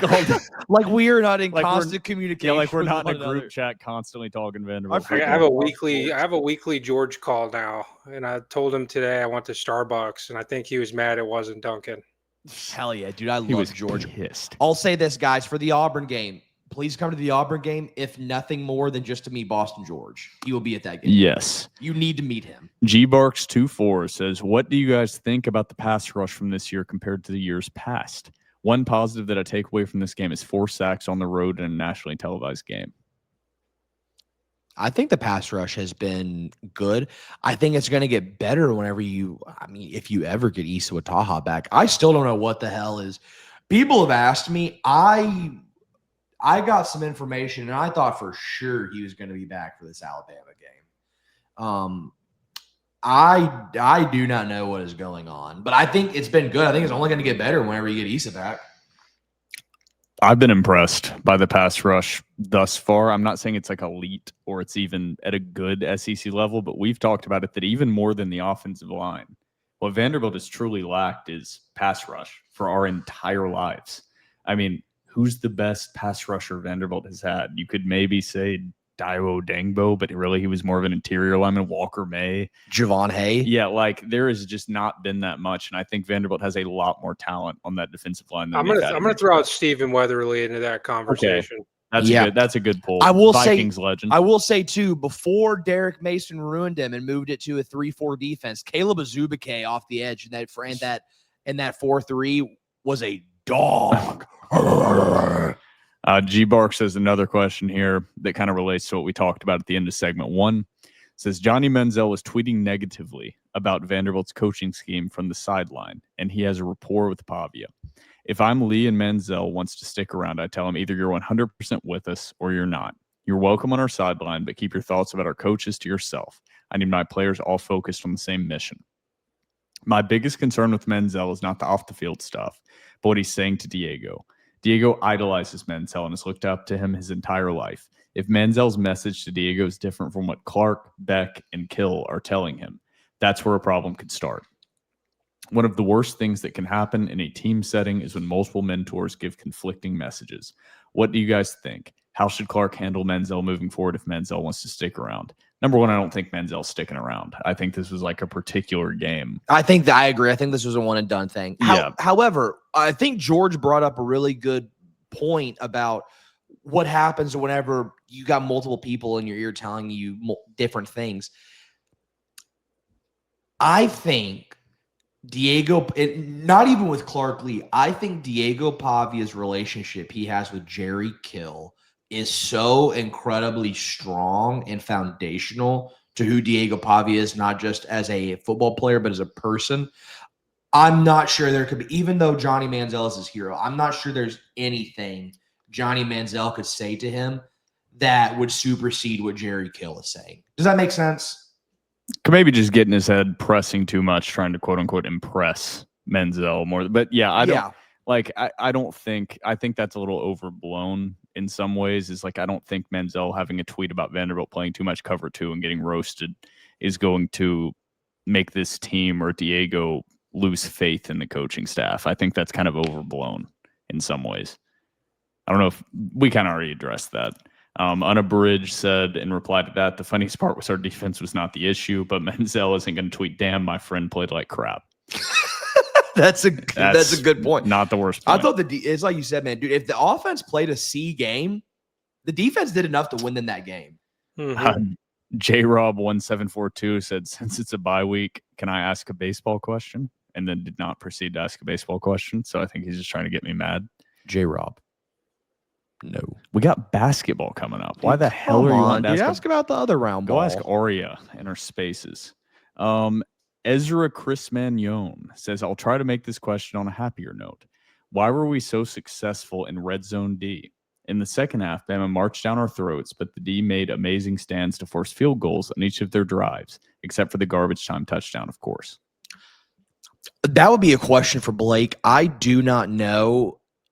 And that shocks me because Alabama, alongside Vanderbilt, until Vanderbilt had those turnovers, Alabama was an unstoppable force in the red zone. And Vanderbilt's defense had moments where they locked them up.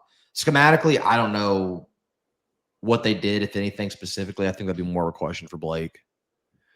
I don't know that I saw a bunch of schematic differences, but there's less room on the back end for Bama to work. So, you're fighting them more in a phone booth where you don't have to match up with Ryan Williams quite the same when he has 70 yards to run.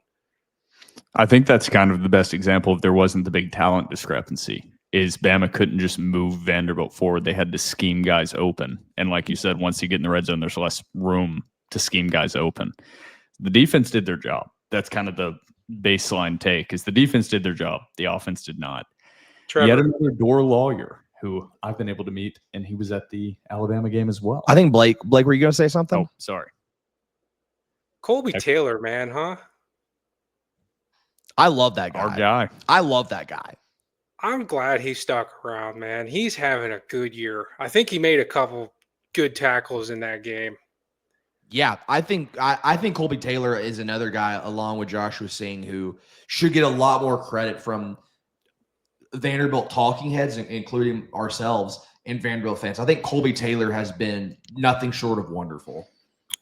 Yeah, maybe we haven't hit on that because we were big Colby Taylor guys going into the season. Yeah, we were.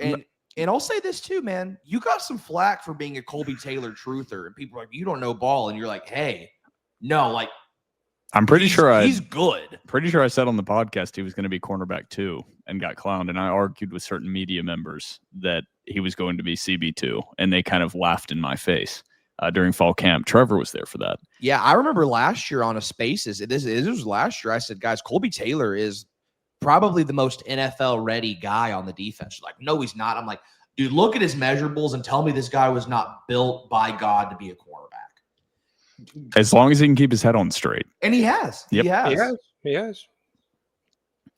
To the next question, yet another door lawyer says, I think if you had said we were 5-1 at our bye, I would have been satisfied with that. But after making the trek down to Tuscaloosa, it feels like a tough 5-1. My question is, why do you think Pavia forced it so much, especially in the second half? There were multiple times there were bad throws and multiple receivers were wide open. And for the most part, it wasn't like we were down. Even going into the fourth, down 6, there was no need for it. What was all that about? Dude, maybe I'm a sunshine pumper. Somebody disagree with me. I do not feel like this is a tough 5-1. Yeah, you Am I lost me there. crazy? I think it's more what he's sitting at. Not really a tough 5-1, but it's tough knowing that you really didn't get severely outplayed and 6-0 was on the table. Like, it wasn't like Vandy was down 14 going into half and fought back and kept it close in the second. It was like it was 14-14 at half. Should have been worst case 14-10, and you were receiving the opening kickoff in the second half. So it's like you saw it, you felt it. You felt the possibility of the 6-0, and that's why it's more tough than really like it's a tough 5-1, if that makes any sense. Yeah, I think just in general with this game, this did not feel like a gut punch loss that other Vanderbilt games have felt like. Like, don't get me wrong, like I said, I was disappointed, but I didn't go out leaving like, son of a bitch, fuck, they fucking lost the game. Like, you know what I mean? I was like, man, they played tough, no moral victories, sucks, but I don't know. Maybe I'm just hyper optimistic, which is probably true. You guys looked at me insane when I said we were 5-1 at this point. Now people are saying it's a tough 5-1. My God, move the goalposts more. Is that the question? Is this a tough 5-1? No, the question was about Pavia pressing it in the second half specifically. Oh, well, he did that, but he did press. To answer the question, yes, but the 5-1 is not tough. I mean, what are you guys' expectations before the season? I know them because I heard them. Yeah. I will say, to knock Blake down a peg a little bit, guess who's the one that's taking over number one of the leaderboard on the predictions, game by game predictions? It ain't Blake Fromang. It's a guy named Will Byrum. That is true, but to defend Blake's honor, that is with new information coming out each week. Blake went out and just 10 toes down, no information. Absolutely. Said belief and ball knowledge. I'm not glazing you. Take that smile off your face. I still hate you. It's glazed, baby. From Denver Door says, would you agree that you felt like this game was, quote, lost by Vanderbilt? Yes. Not, quote, won by Alabama. Yes, totally. Yeah. Say it's a combo of that. I'm not going to be that fan who's like, you didn't win, we lost. Bama did beat us. Like, they had 300 or 400 yards on offense. Like, I mean, we they could have won if we didn't turn it play. over, but I'm not saying the whole game is because we didn't score there. Like, who knows what would have happened after that. Bama was moving the ball. Yeah, Vanderbilt picked off Pavia in that fourth quarter when Vanderbilt was in the red zone and then proceeded to have a 16-play, 9-minute drive to take the air out of that stadium. Granted, Vanderbilt had them to a field goal, but I mean, I think it's a combo. Vanderbilt lost, but at the same time, it's not like Bama didn't win. Say it's a combo of those. Do y'all not feel, though, and once again, this is the fan in me, do you not feel, though, it was a little bit more of Vandy lost the game as opposed to Bama winning? Yes, but I'm not going to say we lost that game. Like, Bama didn't – like, they were moving the ball. Like, it's crazy to conclude that. So, but yes, for sure. Next one up is 256 Door. Says, not sure the best way to word this, but what do y'all think about seeing other teams care about us? To me, it shows a shift in the perception of Vandy, and I think that's good for the program. 110%. Embrace people hating Vanderbilt. Embrace Tennessee and Auburn fans cheering for Alabama because they hate Vanderbilt that much. Embrace the villain role. In order for people to hate it, or in order for people to be discussing or talking about it, they have to care and see you as a threat. Yep. And that's kind of what we talked about a lot during the lead up to the season. Was last year Vanderbilt was kind of the, for lack of a better term, and I hate this term, it's kind of the cute story. Cinderella team. Yeah, it was like they're, every other SEC team is pulling for Vanderbilt, and it's great to see them doing well. But then you sustain that success into another season, and you become a real threat to the powers that be. That goes away, and people start hating on you, and that's the best possible sign you can have about a program on the rise. Can I take a step back from the, what we're talking about here? It is unimaginable to me. I get Tennessee, they hate Alabama, they hate us. It's kind of even, I'm sure. Some think they hate us more, some hate Alabama more. That makes sense to me. Auburn fans cheering for Alabama. Yeah. you guys, and I know it's not all of you, but you guys have got to get your fan base in check because under no circumstance should you ever cheer for Alabama. I would never cheer for Tennessee. There's just those matchups. You can't do it. You can't do it. Yeah, I You totally are- agree. Blake, And I'm it's- glad you said that. Yeah, I am too. And I'm fine. Listen, I love all the teams hating us. I think it's fun and stuff. But when you see Auburn fans saying we want Bama to win, yeah, they sure hate us. But are you kidding me? Like, what are you? And some of them were they were checking each other online, saying, "What are you absolutely talking about right now?" But it's like my mind's just blown. Like when A&M, I'm sure A&M hates Texas more than just about anyone else in the world. They would never cheer for Texas against Vanderbilt. You just wouldn't do it. Mhm. So if any of those fans are hate listening to this or whatever, get your shit together. Exactly. There is no scenario where I could envision ever being like, damn, I hope Tennessee wins this one. Never. Like, and justifiably, that should not happen in rivalries. That's how that works. Imagine Mississippi State cheering for Ole Miss to win a game. Like, what are we doing? Yeah. Exactly. We actually have a basketball question here. Ooh la la. From Alex Kurbagov said, what do y'all think of Byington's success in the high school recruiting sphere, especially with landing Mbako? I still don't know how to pronounce his name, and Brown. That's specifically Anthony Brown is who he's talking about. What do you think his ceiling is as Vandy's coach if he's landing high 4 stars after just one season? P.S. Is it true that Mark Byington has absolute stacks of cash and put Buzz Williams in a locker twice because Maryland is a poverty program? We'll talk about this a lot more next week. I also, too, Alex in the group chat with us, same with George. Just ask us. I love it. I love it, though. As if Alex is not an integral part of the TDR universe. The breaking basketball and baseball news We guy. should be asking Alex this. Yeah, I think the ceiling is incredibly high for Mark Byington. What he's doing in high school recruiting right now, and the type of blue blood programs that he is beating out for some of these recruits is very, very impressive. And that's not even including what he did in the transfer portal this past year. Also, too, whenever I just said blue collar instead of blue blood, have you all seen that TikTok video that TikTok's on where the guy's like, my collar's blue, my neck is red. I'm an adult. I don't have TikTok. No, I don't have TikTok either. Dude, whenever I said blue collar instead of blue blood, in my mind, it just kept, it replayed like 100 times in 2 seconds. Trevor, are you doing outfit of the day on TikTok? Say that again. Are you doing outfit of the day on TikTok? I don't understand what that reference is to. I know what outfit of the day is, but You haven't seen people like showing off their shirts and like they'll be in public with like the camera on themselves, like showing their bag and all that. Yeah, Trevor I does did that in every the day. tailgate. I did that in the tailgate during the Oh, that's right, you did. Will is the only one who was 10 toes down on that one.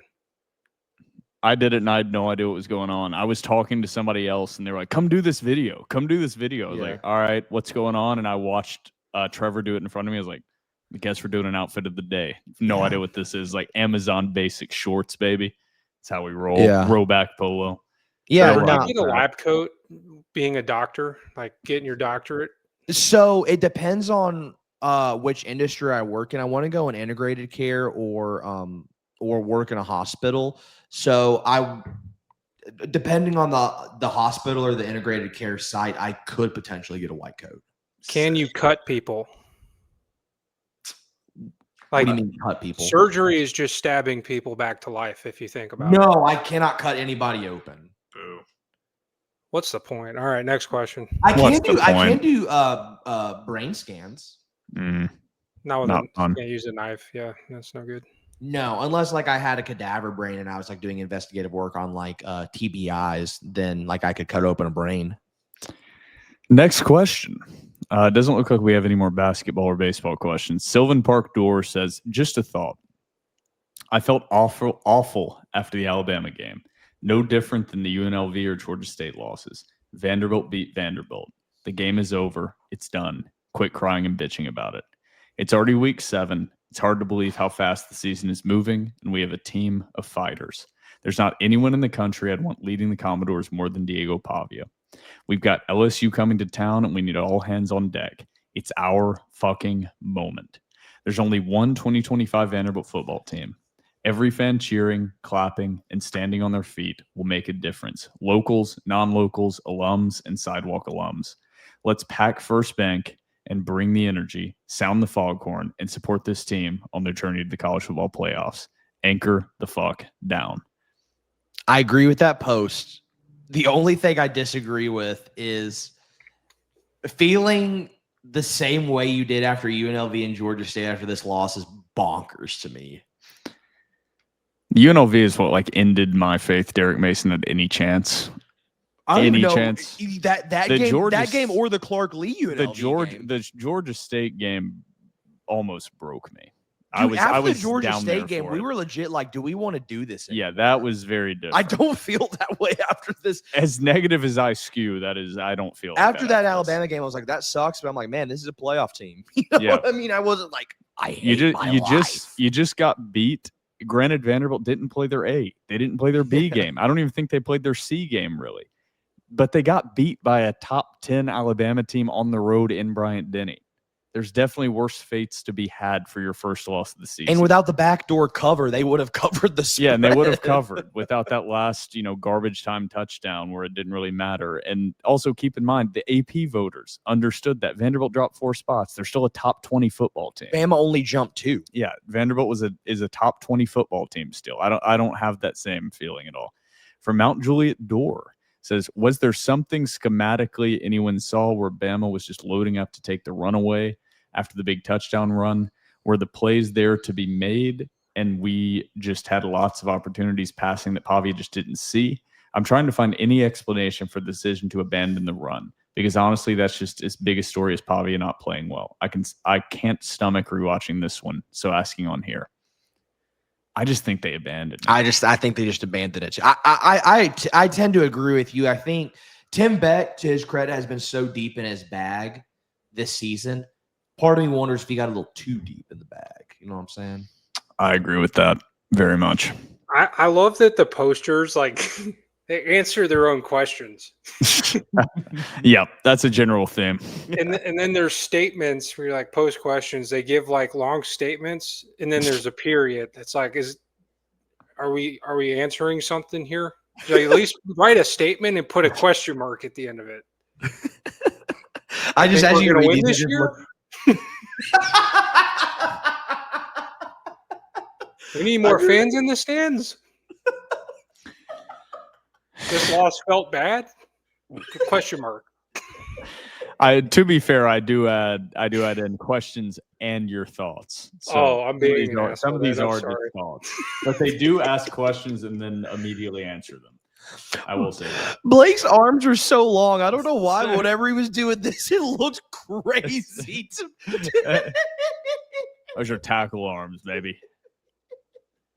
This is not a question, Blake. This is a consistent poster. The Common Man's Commodore 95. Dearest mother, our rations are short, the wick is burned, and ink is scarce. Rifles lay cold, glory none can boast. Home and heart both burn the same. Admiral C leads the infantry for a pause to restore our vigor. The sun will rise on fields once red, peace shall walk and sun shall play.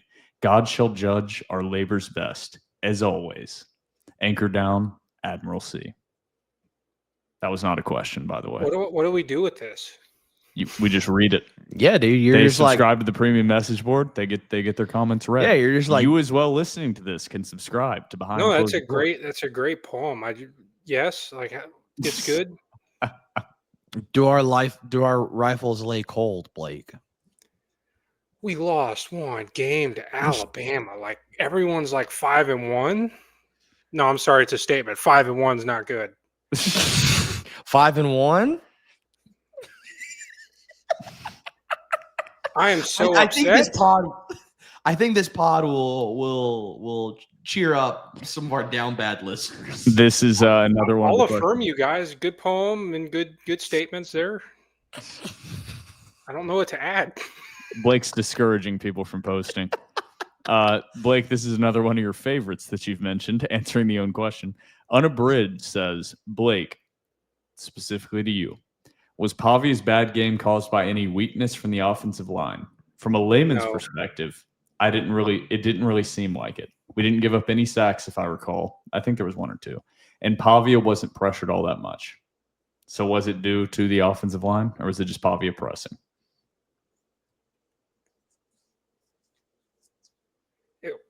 It wasn't due to the offensive line. Bingo. He nailed it. Answered the own question correctly. This is one we can go around. Curious to get y'all's grades on these topics. Offensive line, defensive line, wide receiver, defensive back, Pavia, offensive play calling, defensive play calling, 8 overall, relative to your expectations beginning of the year. All right, so we can run through these, and I'll give a quick grade. And just to clarify, this is not based solely on the Alabama game. This is to this. Okay. This is the first half of the season. Number 1, offensive line. A minus. A minus as well for me. Number 2, defensive line. B plus. I'm gonna go B plus. B plus. We're all in agreement. Wide receiver. A minus. Is this relative? You say is it relative to expectations? He said relative to expectations. A minus. Yeah, they've impressed. A minus. Ooh, after last game, hold on. B plus. Yeah, Okay, I can understand that. Number 4, defensive backs. C. B. I give them a B. They're not getting the Utah State game. We put our 2s in. They've held their own for pretty well. I'm gonna go B. I'm gonna go. It's tough for me. I'm gonna go a C. I think that's what you said, Trevor. Mm-hmm. Just because Vandy's still 120th in the country in opponent completion percentage. It's then we're going B minus for me. Then I didn't know that. Yeah, like have they been better? Yes, but against FBS opponents, they're still like bottom 15 in the country. And I understand some of that's with backups in. I understand all that, but I just can't give above a C when you're bottom 15 in the country, allowing opponents to complete almost 70% of their passes. They're better than they were last year, but it's the amount of better that I kind of expected going into the year because they were impossibly bad last season. They've been good in run support, though. Yeah. The tackling has been solid. Yeah. So that number is so high that it makes me want to go in and check what the average air yards per attempt is, because that's so high that almost leads me to think that teams just might be throwing bubble screens against Vandy. Opponents' yards per pass is 6.9, 58th in the country. No, but that's air yards. So how far is the ball traveling in the air before it gets to the receiver? Good question. Next up is Pavia. A plus. I mean, he's way better than last year. Blake's thinking. I'm going to go A minus. I was going to say, am I crazy here? And a lot of that has to do with the Alabama game. But I would have said A plus prior to the Alabama game. But I'm not going to dismiss what he has done the previous 5 games over one performance. what would y'all give him last year? A minus. Yeah, A minus. It's just relative to expectations, not relative to last year. I just had expectations he would be better this year. He's just been even better than I expected up until this Alabama game. I'm going to give him an A. He's shown he can throw the ball this year. Number 6 is offensive play calling. I know the Alabama game just happened, dude. I'm going to go an A. I think Tim Beck's been in his bag. Yeah, I'm going A. I'll go an A as well. If you exclude the Alabama game, it's an A plus. And I don't even. I agree. I just Play don't even. calling wasn't bad, guys. We didn't catch balls. The turnovers killed us. Like Tim Beck doesn't say run the play that's going to fumble or run the play you're not going to catch the ball. The looks were there. Pavia hit wide receivers in the hands. They didn't catch them. Pavia fumbled it, and honestly, it was a hell of a fucking defensive play by the defensive lineman. In that pick, yeah, it probably shouldn't have happened. But if you take even half of those errors out of the game, damn it, I'm going back on my word. No, our turnovers didn't lose us the game. We didn't lose the game ourselves, but the game would have been different. Yep. Yeah. 100%. That's not him. That's player execution. I just keep going back to that fumble in the red zone when Vanderbilt had the opportunity to go up 2 scores in the first quarter was so massive and changed the complexion of the entire game. That had the opportunity to take the air out of that stadium, and instead it brought energy into the stadium. That's not Beck's fault. Nope, No. not at all. Number 7, defensive play calling. Y'all, I'm a Stephen Gregory truther, dude. I think he does some crazy stuff on defense. I'm going to give him a B+. I love me some Stephen Gregory. Same here. I'm going to go with B. I like what I've seen. I think that could go severely up or down. I don't think Vanderbilt has faced, outside of Alabama and Utah State, has faced what is their weakness, which is decent to good passing attacks. And so far, I'm not, and some of it's personnel. So like it's when we're talking play calling, that's different. I like what I've seen out of Stephen Gregory so far. I do think Menzel was not wrong, however, when he tweeted that from the sideline. I think they did not adjust. They went into a bit of a shell in that 1.5 or 2-minute offense that Bama ran at the end of the first half. But overall, I've liked what I've seen out of Steve Gregory. And number 8 is just overall. A. I see how you don't go A. Yeah. A for me. I mean, I predicted this team would be 4-2. I think the only way you could go A+ if they were undefeated, but at an A, I mean, we're at a 95 out of 100. I mean, yeah, this team is better than I expected they would be, and I thought they would be good. This is a top 20 team. Like, what are we? I don't. Yeah, this team is better than the University of Texas and the Penn State. Like, I don't know, dude. I feel like I'm kind of going crazy. As much of wet blanket will as I am, I'm like, let's take a step back for a second. Yeah. I mean, this team is the number 20 in the country in the APN coaches poll. Let's take a step back for a second. Relative to my expectations at the beginning of the year, it's an A. Yeah. It just is. We got a few more questions here. 3 more questions. From yet another door lawyer again says, question for Blake. Clearly for Bama, their defense changed coming out of halftime, switching from primarily a zone defense in the first to man blitzes in the second half. Knowing that would make our power rushing more difficult, what is the scheme change we needed to not just completely abandon the run?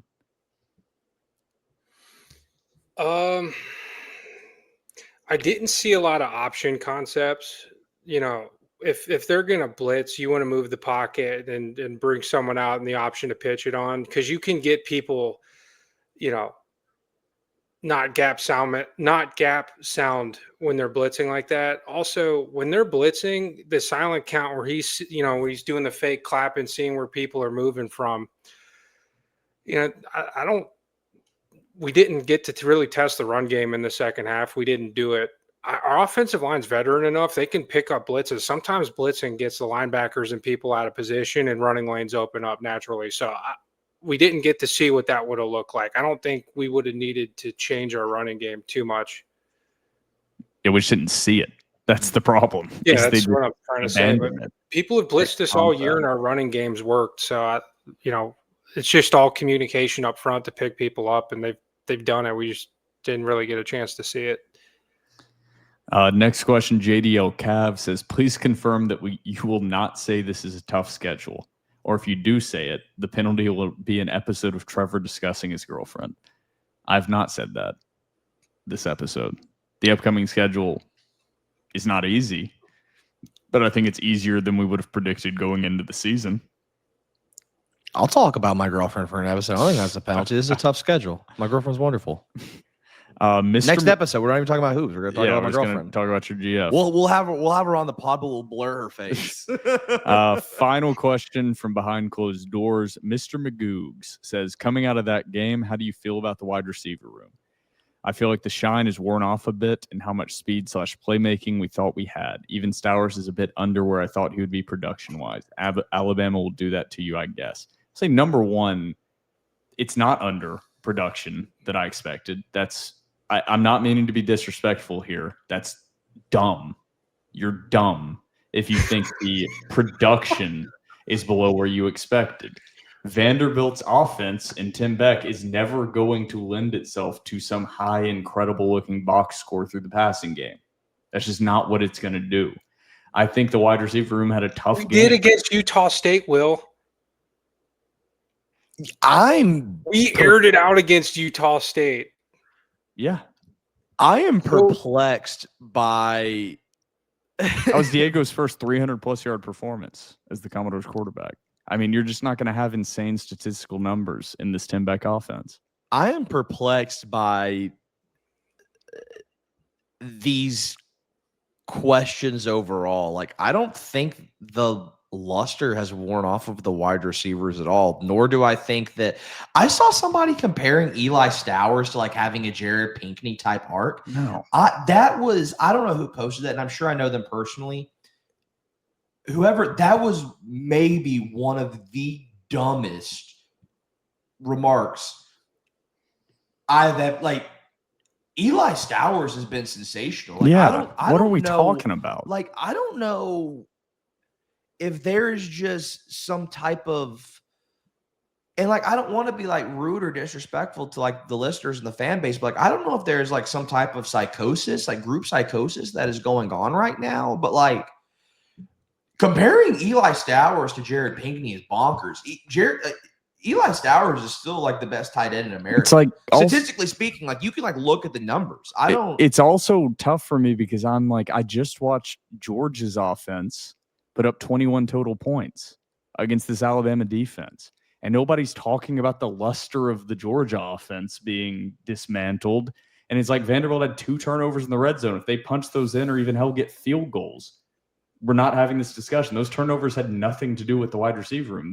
Junior Sherrill consistently made plays in this game. Yes, you're going to have some drops on occasion. This is the best secondary they've faced all year. I don't think the luster's worn off. I think they need to focus on getting Trey Richardson the ball more than they are. But I don't think the luster has worn off. Like I think there's a bit an obviously justifiable like knee-jerk reaction to a loss because you can go back to last season. Vanderbilt fans for the first time, this is 6 straight wins. This is the first time you're experiencing a loss in almost half a season's worth of games. Yeah.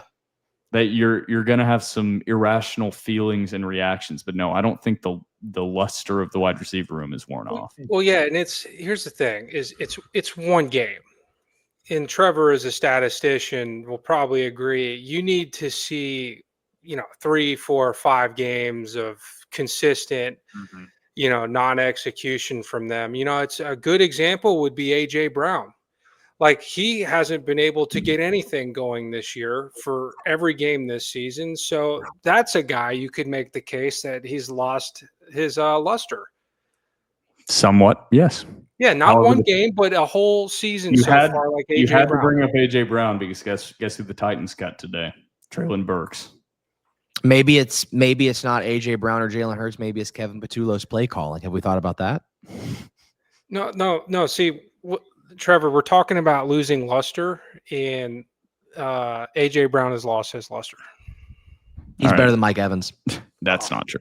All right. All right. Anything else you guys want to add here before we close it out on episode 336? Because I have to piss like a racehorse right now. Blake, Trevor. I love our listeners. I love y'all to death. Guys, we got to chill the hell out. we got to chill out. If they lose to LSU by 16 points, a lot of these with the same problems, a lot of these questions have a lot more legs to stand on. Yeah. 100%. But it's one game. Yeah. On the road against Alabama, who's top 10. Calm down. Yeah. I'm gonna fade Trevor here. Don't turn me down, turn me up. Y'all keep being psychos out there. Yeah, I love it. I love the slight anger from Vanderbilt fans at being 5-1. That's the revolution just happening. Keep being insane. Why not? Love it. I don't know. I think it was just somebody comparing Eli Stowers to Jared Pinkney that just really pissed me the hell off, dude. All right, let's close it out here. For myself, Will Byrum, my co-host Trevor Hulan, and our 9-time now guest, Blake Fromang, allegedly, as I fuck up his name. This has been episode 336 of The Door Report, powered by 615 Collectibles.